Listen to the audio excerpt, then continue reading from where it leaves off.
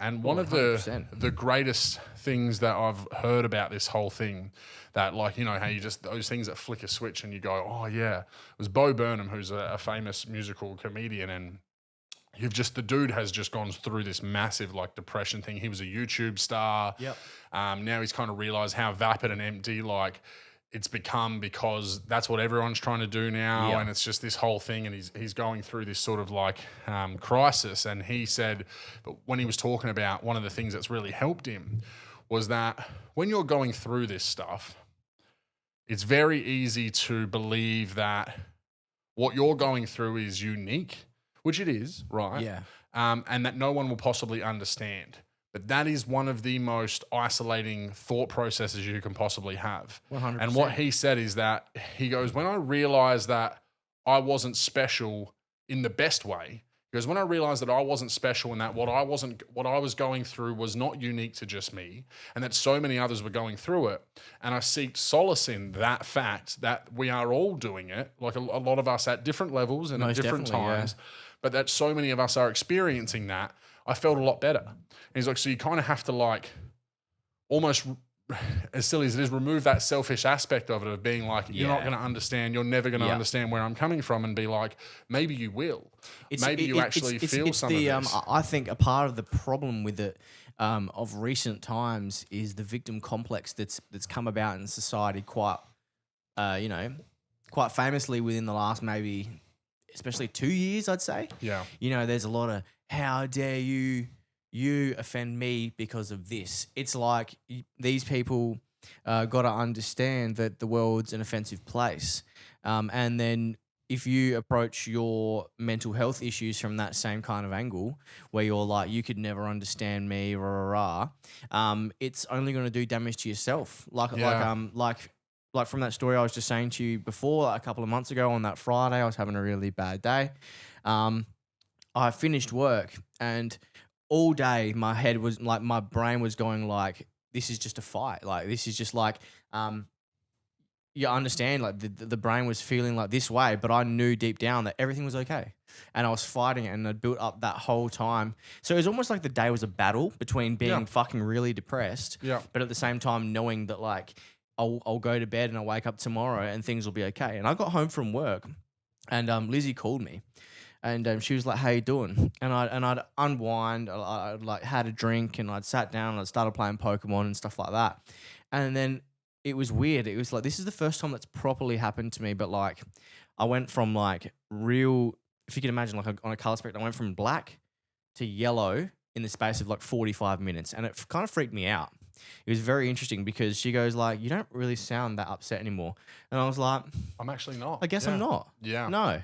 And then because she battles herself with BPD. Yeah. And it's she was like, "Oh, that's really interesting. You know, how'd you do that?" And I was like, I don't know what it was. And it's not like I hate my job or anything, because I do enjoy my job. No, so it wasn't that was like causing it. But it was just like, I guess all day internally I'd been going like, this is just a battle. There's like, you know, there's some things wrong in life, but there's more things right. And then when I got home, it was the weekend, because this was a Friday. Something just flipped. I know it's not that easy for a lot of people, but like, but again, what we talked about though is that because you have that core, you were having that fight all day and trying to win that battle, even feeling like you're pushing uphill and doing that, it is going to tip over eventually. Yeah. Maybe it won't be that day. Maybe it won't be that afternoon. Maybe it won't even be that week. But the belief that you need to continue to fight is the most important lesson out of there. Yeah. And obviously, like we've said, you know, realize that we are reaching a point where people are so much more understanding, that everyone wants to hear it. Like, people want to hear it. People want to be supportive these like, days. I think we need to say, like, you know, if people want to message the podcast page please do.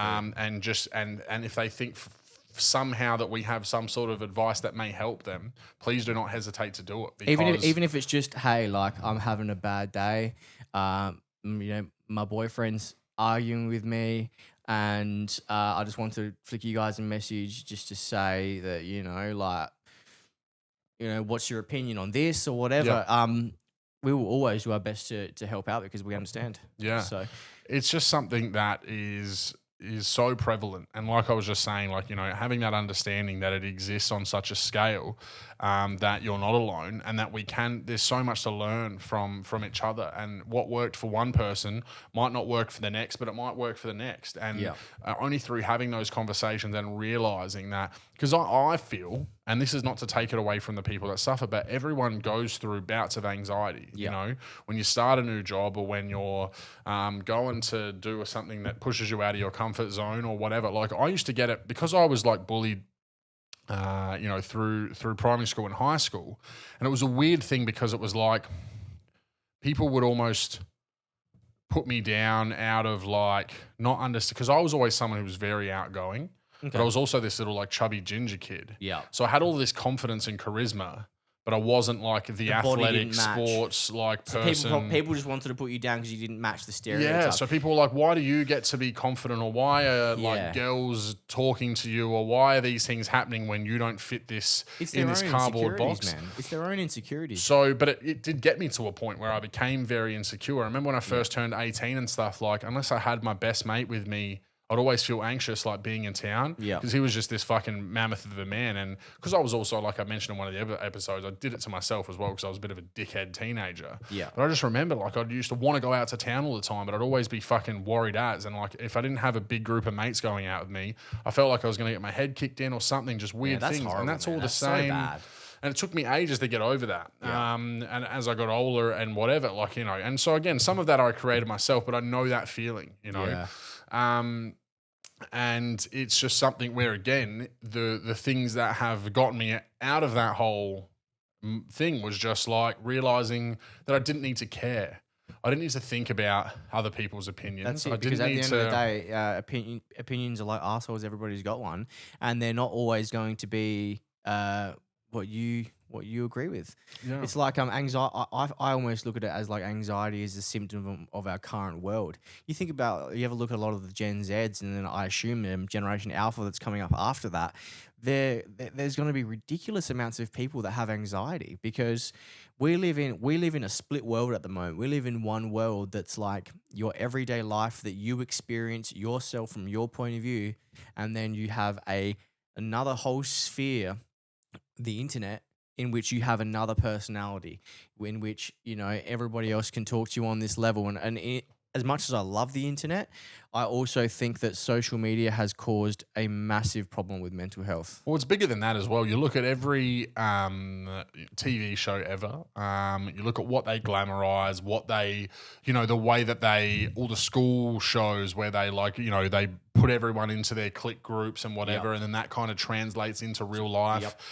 There's so much of that stuff where they have basically created this secular society where everyone has to fit into something instead of just, you know, actually appreciating our uniqueness and that we're all different and that we don't fit into bubbles and that whatever, you know, all of these things, Hollywood and the music industry and everything have, like, fashion industry, everything has been built in this way that is just engineering this natural anxiety around the world. And it's just so, and this is where, going back slightly to the conspiracy stuff, but it's not just about, you know, breaking free from the shackles of mainstream media. It's actually breaking free from all of that. Like, it's realizing that these things have been engineered. It's realizing that, you know, even things like consumerism and whatever, you know, it's all something where we are being pushed into doing these things or pushed into feeling a certain way or wanting certain things. So when you break free from it all, it's so much more freeing to actually realize that I don't need to do this thing to feel better about myself. My joy is not going to just come from the things that I'm told they're going to come from. It's one of the biggest things, you know, we're engineered to be like, oh, you know, success is measured by A, B, and C as opposed to whatever the fuck you want it to be, right? And as soon as, again, you start to think that way and mindset, have that mindset of like, my happiness is going to come from, like, for me, it's always been just being surrounded by people that I feel constantly are exerting genuine love That's it, man. for me. Yeah. You know, they want me to be around. They're constantly making an effort. They love nothing more than fucking having me go into their house or hanging out with them, or, you know, having a partner and a little man that just like, you know, worship the ground that I walk on. Yeah. That's more important than anything to me. 100%, man. You know, if I can keep the roof over their heads and have that love from my friends and my direct family for the rest of my life, I'm the richest man in the world. That's it, man. There's a lot of people that have a whole lot of money in their wallet, but they've got a whole lot of fuck all else. And you can ask them, and they'd be like, I'm sad as fuck because even though I've spent the last 50 years of my life working towards having a big bank account, on the way I've stabbed every single person in the back, and I've and I've just been there for no one, and I'm so lonely now at this point in my life.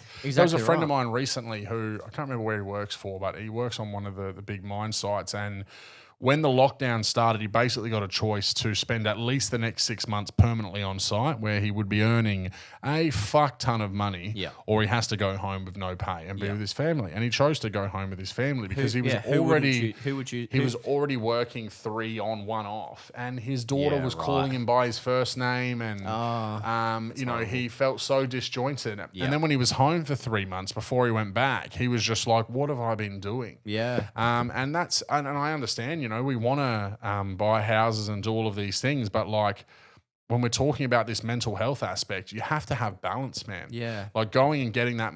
Here's one of the things I always talk about with Erica all the time is that this idea that you place happiness in a future moment is the worst thing we can possibly do. Yeah. This idea that like, I won't be stressed once I have this. I'll be happy when I attain this.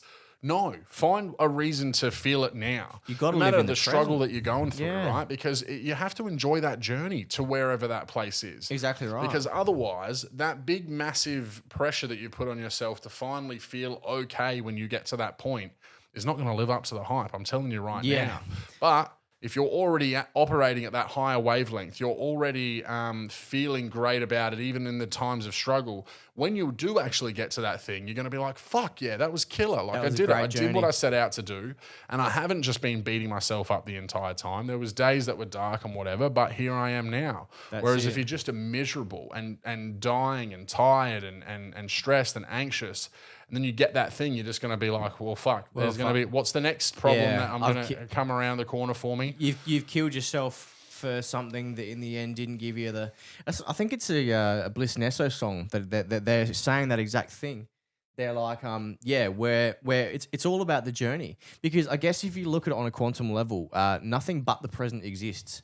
The only thing that actually exists is the present.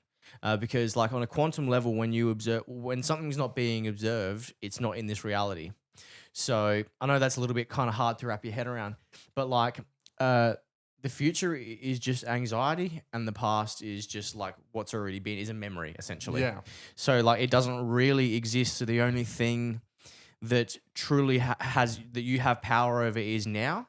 Mm-hmm. So, and that's obviously a lot easier said than done, because there's even times where like all of us go, oh fuck, like, you know, next week I'm starting a new job, or you know that first podcast we did, even though it turned out to be such a good time, I was like, fuck, like is this going to turn out any good? Yeah.